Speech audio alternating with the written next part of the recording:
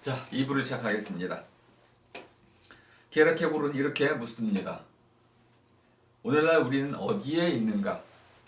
아주 간결한 물음인 것처럼 보이지만 대단히 심오한 깊이가 있는 그러한 물음입니다.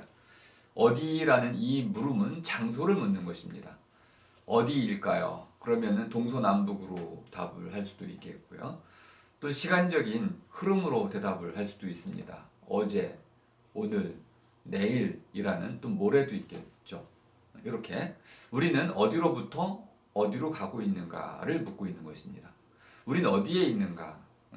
어느 시기, 어떤 시대, 어떠한 방식으로 삶을 살아가고 있는가? 이렇게 우리의 있음에 어디를 묻고 있다는 것은 결국 우린 어디에서 왔고 어디로 가는가라는 것을 묻고 있는 것입니다. 이 물음이 노리는 바는 그래서 우리는 도대체 어떤 길을 가야 하는가? 우린 어떻게 살아가야 하는가라는 물음을 묻는 것입니다. 어디에 있는지를 안다면 어디로 가야 하는지도 함께 깨닫게 되는 것이죠. 이것을 이제 게르케고르는 관계를 탐구하는 것이다 라고 봤습니다. 내가 어디로부터 왔는지를 깨닫고 그것을 떠맡고 또 내가 현재 어디에 있는지를 깨닫고 그것을 떠맡고 또 내가 어디로 가야 하는지를 깨닫고 그것을 이제 떠맡을 때 나는 이렇게 삼중적으로 또는 나의 갈 길 전체를 특정한 방향으로 이끌어가는 과제와 의무를 스스로 떠안을 수 있다고 본 것이죠. 내가 어디에 있는지를 묻는 사람은 당연히 내가 어디로 가야 하는지를 묻게 될 테고요. 그 물음을 묻고 나름의 대답을 얻는다면 그는 그 대답에 따라서 삶을 살아가게 됩니다. 갚아야 하는 것이죠. 자, 그런데 이러한 한 사람이 그 살아가야 할 이제 방향 또는 삶의 방식을 그는 그가 책임을 떠맡는 방식으로 세 단계로 나누어 설명을 하고 있습니다. 이게 너무 유명한 이야기라 뭐 많이 알려져 있으니까 제가 좀 요약해서 설명을 드리겠습니다. 여러분은 제가 올려놓은 글을 뭐 필요한 만큼만 보시면 되겠습니다. 제가 뭐 키에르케고르를 자세히 강의하는 게 목적이 아니니까요. 과연 나의 나다움을 우리가 이제 판단하기 위해서 내가 맺고 있는 관계를 그 나다움 안에 포함을 시켜야 하는지 아닌지를 오늘 설명하는 것이 핵심입니다. 첫 번째 단계는 이제 심미적 단계라고 보았는데요. 심미함이라는 것은 아름다움을 깨닫고 감식할 수 있는 능력. 근데 이것이 이제 그 그리스어에서부터 온 낱말인데 우리가 이제 에스테틱이라고도 이제 부르는 그 낱말이 잉글리시 낱말인데요. 원래는 아이스테시스라는 말에서 왔습니다. 아이스테시스라는 것은 우리 감각 기관들이 있는데 눈, 코, 입, 귀, 뭐 촉각 이런 게 있죠. 이러한 감각 기관들은 근본적으로 밖에 있는 어떤 것들을 받아들이는 능력입니다. 물론 이제 내감이라는 것도 있죠. 우리가 배가 아프면 안에 있는 것들도 받아들이게 되죠.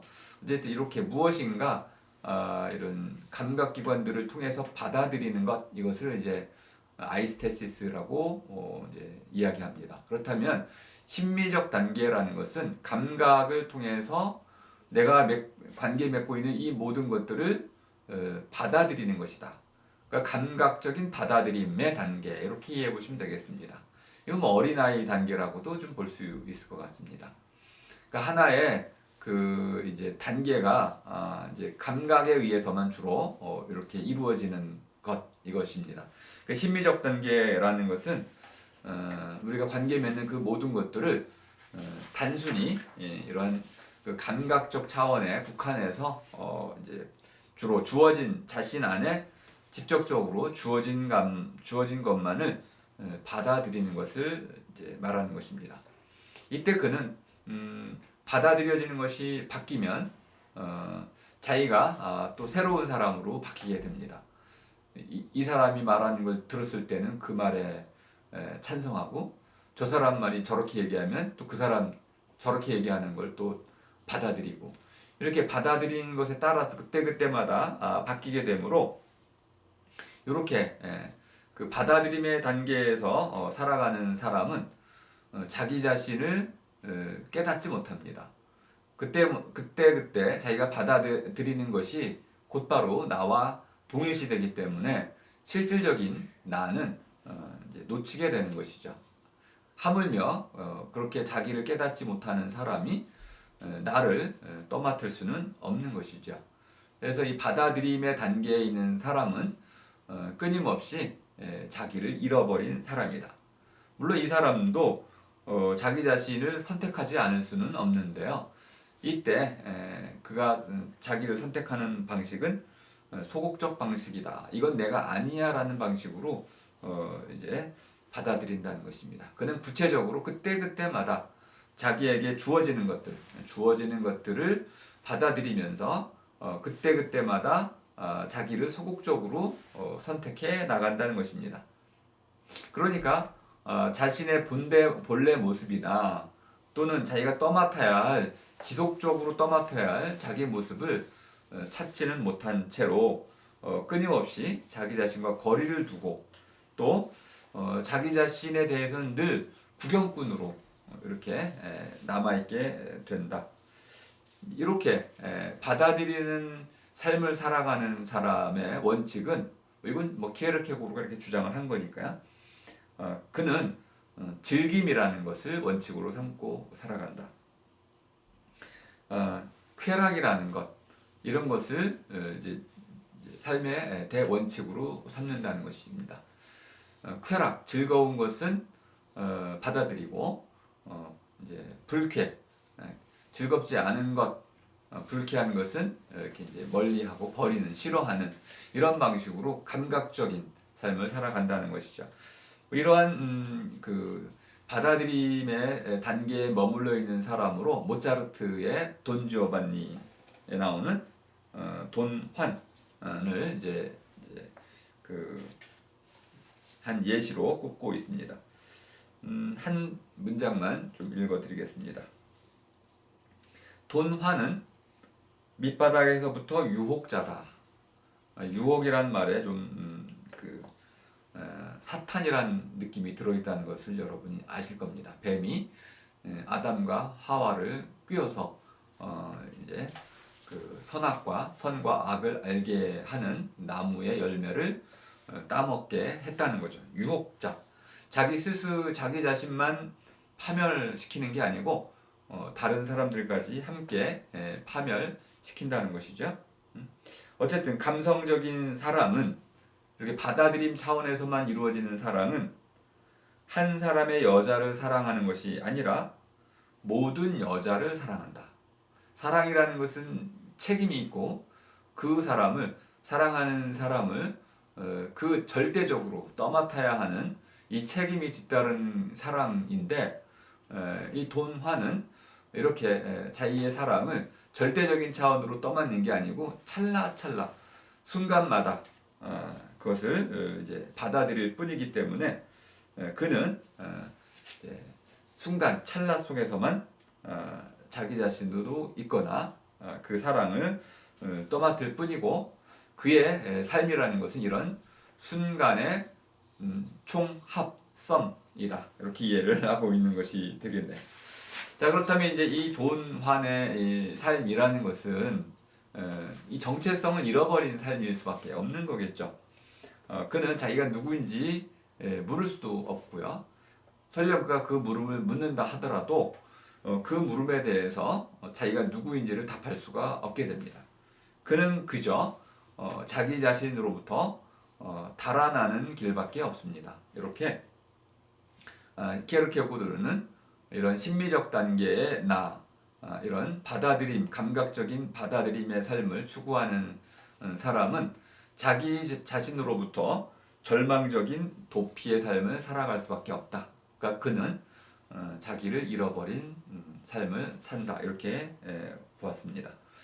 그래서 이러한 절망에 빠진 사람이 그 절망을 깨닫는 순간, 이제 이것이 이제 일종의 반전이 일어나게 되는 순간입니다. 나는 이런 그 절망을 어떻게 극복할 것이냐라는 물음에 직면하게 되고요. 아주 소수이지만은 이런 이제 받아들임의 삶을 좀 극복하기 위해서 이것을 넘어설 수 있는 그 다음 단계, 윤리적 단계로 이제 생각을 펼쳐나가게 된다는 겁니다. 이게 뭐 흔한 일은 아니라고 보고 있습니다. 어쨌든 윤리적 단계로 넘어갔을 때 우리는 이런 감각적인 삶을 좀 벗어나서 좀 더 보편적인 그때그때마다의 삶이 아닌 좀 보편적인 원칙에 따른 삶을 살아갈 수 있다고 보는 것입니다. 이렇게 감각적이고 이제 받아들이는 방식으로 즐거움을 추구하는 이러한 그 사람은 이제 절망에 사로잡힐 수밖에 없다고 보았는데요. 이런 절망이 바로 이제 자기 자신을 이제 되찾게 만드는 오히려 이제 그 모멘텀 추진력이 된다고 봤습니다. 이런 이제 추진력에 의해서 그러면 나는 이런 절망으로부터 어떻게 벗어날 수 있을 것이냐 이런 물음을 묻게 되고 그거에 대한 대답으로 이제 윤리라는 것을 이제 찾게 된다는 것입니다. 그러니까 윤리를 발견한 사람은 결국 이제 자기 자신을 발견하게 되는데 왜냐하면 윤리라는 것은 선과 악을 판단하는 것이고 이제 선이라는 것은 우리가 이제 선악이라는 판단은 우리말로 했을 때 조금 달라지는데요. 착하다라고 번역을 좀 많이 하게 됩니다. 선이라는 것은 좋음 또는 착함이라고도 할 수 있는데요. 착하다라는 것은 잘한다라는 뜻입니다. 무엇을 잘하느냐? 부모님 말씀을 잘 듣고 또 올바른 일을 잘 하고 또 이제 종교인이라면은 신의 계율을 잘 지키고 이렇게 옳고 바르고 좋은 것을 척척 잘 해낼 줄 아는 사람 이것이 착한 사람이다. 그 착한 사람은 언제나 올바르고 좋은 일을 하겠군요. 반면에 이 몹쓸 짓, 악이라는 것은 몹쓸 짓을 뜻하는데 몹쓸 짓이라는 것은 무수는 짓을 말하는 것입니다. 무순다라는 것은 무너뜨리고 부순다는 뜻입니다. 남의 좋은 것을 망가뜨리는 것, 뭐 죽이기까지 하는 것을 뜻하는 것이죠. 그래서 말로도 또 행동으로도 누군가의 올바른 또는 좋음 이런 것들을 무수면 무너뜨리고 부수면 그것을 우리는 이제 악이라고 할 수 있다. 그러므로 선, 악, 착함과 몹쓸미라는 이 두 가지에 대립된 이제 하나의 판단을 하기 위해서는 결국 내가 누구인지를 정확히 물어야만 되는 것이죠. 또는 내가 누구인지를 물을 때 단순히 그때그때마다 상황 속에서의 내가 누구인지를 물어서는 안 되고 나를 보편적으로 하나의 원칙, 원리에 입각해서 내가 누구인지를 물어야 된다는 것입니다. 옳고 그름을 판단하려면 하나의 기준과 잣대가 필요하고요. 그런 이성적 판단이 필요하게 됩니다.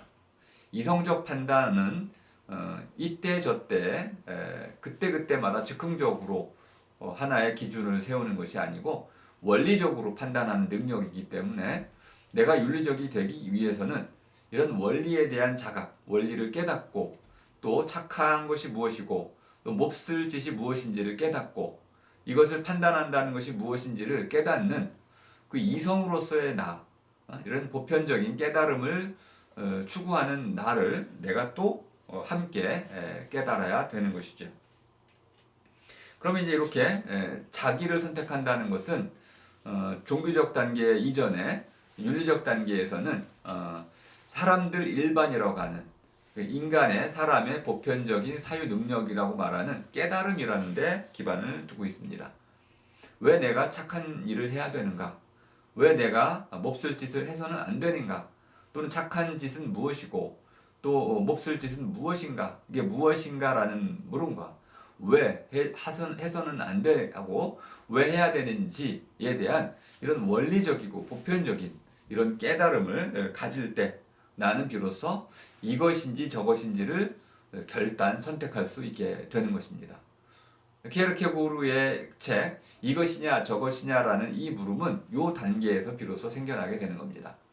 심리적인 단계, 즐거움, 쾌락을 추구하는 단계에서는 이런 판단이 제대로 일어날 수가 없습니다. 그는 이제 이런 깨달음으로써 이제 우리는 사람은 이런 옳고 그름을 분별할 수가 있고 이제 바로 그 깨달음을 통해서 나는 나가 된다 이렇게 좀 말할 수가 있습니다. 왜냐하면 옳고 그름을 판단하는 그 자신이 바로 나일 수밖에 없기 때문에 그런 것이죠. 내가 어떠한 옳고 그름을 이제 고민해서 판단한다고 하면은 이것을 해야 되느냐 말아야 되는지를 고민할 때 바로 고민하는 나 자신을 발견하게 되고 그래서 이걸 판단하게 되면 결단하고 행동에 옮기게 되면은 오롯이 그것에 대한 책임은 내가 떠맡아야 되는 것이죠. 누구에 의해서 나에게 강제된 것이 아니고 내가 스스로 내 마음에 따라서 내 스스로의 물음과 대답을 통해서 나의 깨달음을 통해서 내가 선택을 했고 판단했고 그 판단에 따라서 행동했기 때문에 결국은 이 모든 과정 선택과 그리고 행동과 그거에 대한 책임은 전적으로 내가 다 떠맡아야 되는 것이죠. 이것을 떠맡는 자 그게 바로 나이기 때문에 이렇게 선택하고 판단하고 행동하고 책임을 진다는 것은 바로 그때그때마다 모두 나를 발견하고 나를 선택한다는 것과 같은 말이 되는 것입니다. 그러니까 윤리적으로 된다는 것은 결국은 그때그때마다 이미 내가 나를 선택하고 있다라는 말과 같은 것입니다. 그러니까 윤리적 판단을 내릴 수 없는 사람은 옳고 그름을 판단할 수 없는 사람은 이런 나가 될 수 없는 사람이다라고도 볼 수 있겠습니다. 근데 이때 이 나는 윤리적인 선택을 하는 나일 뿐만 아니라 동시에 아직 그 선택을 하지 못해서 머뭇거리거나 또는 다양한 욕망 또는 이해관계 이런 것에 의해서 갈팡질팡 이러지도 못하고 저러지도 못하는 책임을 회피하고자 하는 이런 마음도 들고 하는 수많은 구체적인 욕망의 주체로서의 나이기도 한 감각적인 나이기도 하고 욕망의 주체인 나이기도 하면서 동시에 이런 보편적인 원리에 따라서 판단하려고 하는 나이기도 한 그래서 개별적이면서 보편적인 나이다 이렇게 키에르케고르는 설명을 하고 있습니다. 근데 이제 이러한 나의 이중적인 모습 겹쳐진 나, 겸나라고 제가 앞으로 쓰게 될 텐데요.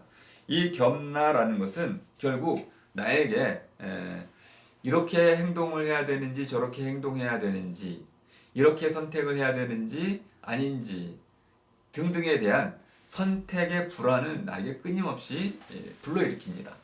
그때 이제 키에르케고르가 말하는 불안의 개념이라는 아주 두꺼운 책이 또 있죠. 이 불안의 개념이 싹 터나오게 됩니다. 우리는 이렇게 생각합니다. 열심히 공부해야 돼.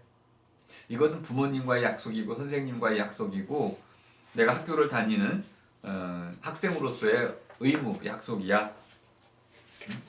그러면 이제 어떤 때는 약속을 지켜가지고 자랑스럽고 어떤 때는 또 부끄러울 때도 있죠. 그럼 부끄러운 나는 끊임없이 내가 참여를 해서 바로 고쳐 나가야 되겠죠. 그리고 내가 자랑스러운 나는 계속 이어나가야 될 것입니다. 만일 내가 이러한 그 선택 가운데서 참여를 제대로 못했거나 뉘우치지 못하고 고치지 못했다면은 나는 계속해서 그런 그 부끄러운 모습으로 죄를 지은 모습으로 살아갈 수밖에 없을 것입니다. 윤리적으로 나는 좀 불완전한 사람이 된 셈이죠. 근데 누구도 윤리적으로 완전한 사람이 될 수는 없기 때문에 우리 이러한 끊임없는 죄의식 가운데 살아갈 수밖에 없다고 봤습니다. 그러니까 키에르케고르가 말하는 이 윤리는 단순히 어떤 그 우리가 흔히 말하는 살인하지 말라라는 정도의 이러한 계율과 같은 것으로만 그치는 게 아니고 근본적으로는 자기 자신, 너 스스로의 어떤 그 삶을 떠맡으라는 거죠. 그러니까 네가 학생이 됐다면 그 학생으로서의 본분을 충실히 수행하라는 것. 또 그렇지 못했을 때는 뉘우치고 그것을 바로 잡으라는 것. 또 네가 좀 더 그 보편적인 윤리적인 원칙, 학생으로서의 본분이라든지 또는 어떤 자기의 어떤 그 바람직한 모습을 이루어가고 있다고 한다면은 그때는 그것을 더 지속적으로 이제 밀고 나가면 되는 것이죠. 어쨌든 이렇게 키에르케고르가 말하려고 하는 윤리적인 단계의 나는 개별적인 나, 욕망의 주체로서의 나와 이런 보편적인 윤리적인 원리에 부합해야 하는 의무로서의 나 사이에 끊임없는 불안 가운데 놓여 있다. 그러니까 이제 윤리적 단계의 나는 결국 불안 속에 사로잡힐 수밖에 없는 나가 되겠습니다. 그럼 이제 세 번째 단계는 이제 뭐 결국 이 모든 문제를 해결하는 단계가 되어야겠죠. 컴퓨터 꺼져 버렸네. 잠깐 키겠습니다.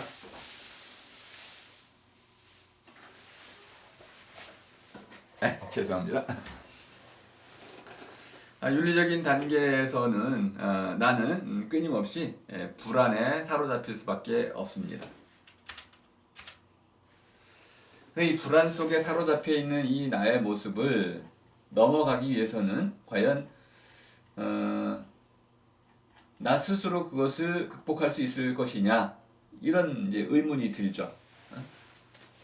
그래서 이 진정한 나의 모습 이런 불안과 절망을 극복해서 본래적인 나의 모습을 회복할 수 있기 위해서는 두 가지의 길이 있다고 봤습니다. 스스로 노력해서 다다르는 길, 또 하나는 신의 도움을 받는 길. 키에르케고르는 아마 인간은 혼자의 힘만으로는 진실로 자기 자신이 될 수 없다라고 보았습니다. 이 부분에 대해서 여러분들은 이제 생각을 좀 많이 달리할 수 있을 것입니다. 그리고 키에르케고르가 철학의 용어, 철학의 갈말로서 말을 하기 때문에 아마 여러분들은 그 키에르케고르의 이야기를 아마 쉽게 이해하기는 좀 어려울 것입니다. 제가 한 문장을 좀 읽어봐 드리겠습니다. 어떤 식으로 키에르케고르가 자신의 이러한 그 나다움에 대한 철학을 전개하고 있는지 한 단락을 통해서 한번 그 깊이를 한번 맛을 보겠습니다. 한 인간이 완전히 자기 자신, 한 개별적인 인간, 이 특정의 개별 인간이 되는 것을 감행하는 것은 극히 중요하다. 이 모든 엄청난 긴장과 이 모든 엄청난 책임을 떠맡고 홀로 신 앞에 홀로 서는 것 말이다. 이 부분이 아주 중요한 부분입니다. 이 부분은 이제 짧게 말씀을 드리고 더 중요한 이야기로 좀 넘어가야 되는데요. 사실 이 부분은 죽음에 이르는 병이라는 책으로도 넘어가야 되는 부분이어서 오늘은 여기서 강의해 드릴 수는 없을 것 같습니다. 중요한 건 뭐냐면 신 앞에 홀로 선다. 이거 우리가 흔히 얘기하는 그 단독자라는 개념이잖아요. 이건 한자로 써도 멋있는 표현이지만은 이해하기 좀 어려워서 전 이렇게 그 신 앞에 홀로 이제 마주 선다. 홀로 마주서기. 근데 나 자신과 마주서는 것이 아니고 내가 나 자신이 되기 위해서는 나 자신을 거울로 마주보는 것이 아니고 나의 창조주, 나를 만든 나의 본질을 소유하고 있는 신 앞에 홀로 마주서야 한다. 이렇게 이야기를 하고 있습니다. 그럼 내가 나 자신이 되기 위해서 왜 신이 필요한 것이냐? 이 부분이 아주 어려운 부분인데요. 키에르케고르가 말하는 신은 믿음의 신이기도 하지만 본질적으로는 철학적으로 이해되어야 하는 신입니다. 신은 우리에게는 이해될 수 없는 영역입니다. 무한의 영역이고 무한은 이해될 수 없다는 뜻입니다. 영원의 영역이고요. 시간을 초월해 있습니다. 이것 또한 이해할 수가 없습니다. 그럼 어떻게 우리가 신을 만나거나 깨달을 수 있느냐? 뭐 굳이 키에르케고르 용어로 쓴다면은 현기증을 통해서 말이 좀 어지러움증이죠. 우리가 어떤 그 생각을 깊이 하다 보면 어떤 생각의 끄트머리에서 끝을 더 이상 나아가지 못하고 끝 너머를 바라보게 됩니다. 끄트머리가 있는데 그 끄트머리의 끝 너머를 바라볼 때가 가끔 있습니다. 그 부분이 고요하고 이제 감감하다고 표현할 수 있는데요. 그래서 우리말 감이라는 것은 물감할 때 그 감처럼 재료란 뜻도 있지만은 신이란 뜻도 있습니다. 검다라는 것은 색깔로는 이제 검음을 얘기할 때도 있지만은 검다라는 것은 신비롭다 이런 뜻으로 쓰입니다. 그래서 이렇게 감이라는 것은 모든 어떤 접근을 거부하는 심오한 세계 깊은 곳 이것을 의미하기도 하고요. 그곳에서 모든 것이 만들어지기 때문에 그것은 재료란 뜻도 되는 것이고요. 그래서 빛깔로는 검정이 되겠고요. 또 깊이로는 깜깜하다는 깜깜이라는 무소식할 때 이거 이제 보이지 않는 영역을 뜻하기도 합니다. 하지만 그 보이지 않는 영역이 모든 것을 낳은 어머니와 같고 모든 것의 재료가 된다는 의미에서는 또 감이 되기도 물감과 같은 빛 감이 되기도 하는 것이죠. 이렇게 우리말 감의 뜻에 이것이 들어가 있긴 한데요. 이렇게 모든 것에 어떤 그 깨달음이라든지 접근을 허용하지 않는 이러한 세계가 있다는 겁니다. 그 세계로 나아갔다가 갑자기 지금 이 자리로 되돌아왔을 때 우리는 마치 배를 타고 멀리 바다를 항해하던 사람이 육지에 내려서 갑자기 육지 멀미를 할 때 느끼는 그 현기증처럼 어지러움증처럼 저 멀리 바라보다 가까운 데 볼 때 발을 잘못 헛디디는 것처럼 그런 방식으로 우리는 어지러움증을 느낄 때가 있다. 이것이 바로 무한의 충격이다. 이렇게도 이야기하고 있는데요. 이 부분은 제가 넘어가야 될 것 같습니다. 어쨌든 우리가 나의 가능성을 끝없이 추구하다 보면은 이런 가능성 저런 가능성 나의 그 무한한 가능성을 상상의 나래를 쭉 펼쳤을 때 갑자기 그 어마어마한 나의 가능성들을 다 살펴본 뒤에 현실 속에 나로 돌아와 버리면 너무 초라하죠. 이럴 때 느끼는 비참함 이런 것들이 아마 키에르케고르가 말하려고 하는 그런 신의 개념에 가깝다라고 볼 수 있겠습니다. 이게 무한하고 영원하고 완전한 그렇지만 우리 인간에게 드러나지 않는 비밀과 같은 이런 세계가 있다. 그것을 이제 우리가 깨닫게 되면 그런 본래적인 나의 모습 이런 나를 찾기 위해서는 내 홀로의 힘으로는 안 되고 오로지 이제 신의 절대적인 도움 이걸 은총이라고 얘기를 하게 되는데요. 신의 개입이 필요한 것이다. 그래서 내가 참다운 나가 되기 위해서는 신의 도움을 반드시 받아야 된다. 그래서 키에르케고르에게서는 나의 나다움은 바로 내가 신에게로 되돌아갔을 때, 그래서 내가 신으로부터 이제 어떤 부름을 받고 그 부름에 응답을 하게 됐을 때, 그때 나는 신의 부름 앞에 홀로 맞서게 되는 것이고, 그때 신의 부름에 응답하는 것이 내가 나를 온전히 떠맡는 것이다. 이때 내가 떠맡고 있는 나는 바로 자기 자신이다. 이렇게 설명을 하고 있는 것입니다. 키에르케고 가장 유명한 말은 너 자신을 선택하라는 말입니다. 이렇게 절망의 철학자, 절망에 이르는 병, 이런 절망을 외친 철학자가 반어적이 아이러니하게도 궁극적으로는 너 자신을 선택하라고 요구하고 있습니다. 이때 말한 너 자신을 잘 들여다보면 아까 얘기하는 받아들이는 감각을 버리고 또 순전히 이렇게 이제 불안 가운데서 욕망과 보편적인 원리 가운데서 불안을 느끼는 이런 불완전한 나가 아니고 어떤 온전한 나, 철저히 정신적인 나, 철저히 이성적인 나를 선택하라는 뜻입니다. 오늘날 우리가 얘기하는 있는 그대로의 나를 선택하는 게 아니고 감각이라든지 욕망이라든지 이런 불안은 다 제쳐두고 이런 절대적인 신의 세계로 나아갈 수 있는 이러한 정신으로서의 나를 선택하라고 얘기하는 것입니다. 아마 또 유명한 말이 하나 있는데요. 데카르트는 나는 생각한다가 가장 확실한 어떤 이제 그 명제라고 봤는데요. 키에르케고르는 그것보다 더 확실한 게 있다. 나는 죽는다라는 것이다.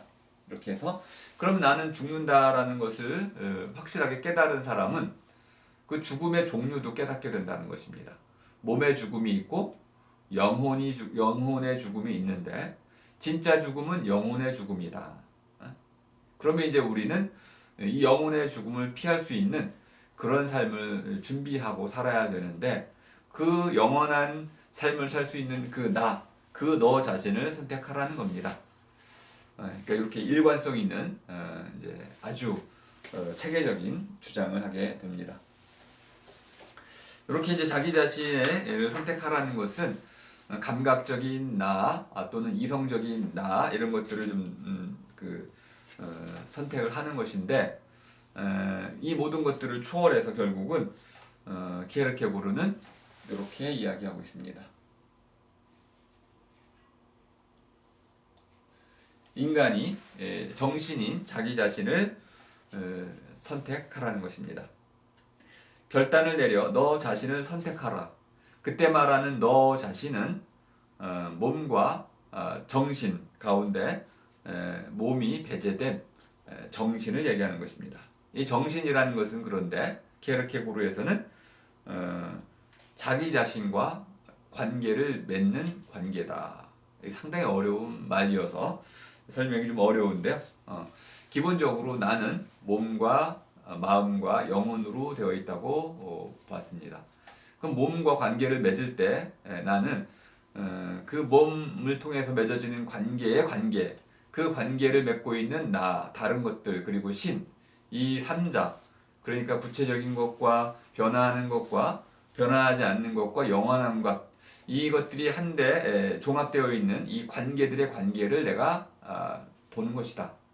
그럼 이 관계들의 관계를 봤을 때 이런 것들을 내가 스스로 모두 피하지 않고 떠맡으면 나는 감각적인 단계로서의 나를 절제하고 또 윤리적인 그 판단에서의 불안을 또 극복하면서 정신으로서의 고양된 나를 선택할 수 있어서 이 3단계의 모든 나를 철저히 떠맡게 된다. 이게 이런 관계를 내가 선택하게 된다. 이런 뜻입니다. 그래서 정신으로서의 나를 선택하라. 이렇게 이해하시면 되겠습니다. 결국 2부는 여기서 맞춰야 될 것 같습니다. 이제 3부에서는 좀 더 구체적인 이야기로 키에르케고르를 좀 더 다루고 마틴 부버로 넘어가도록 하겠습니다.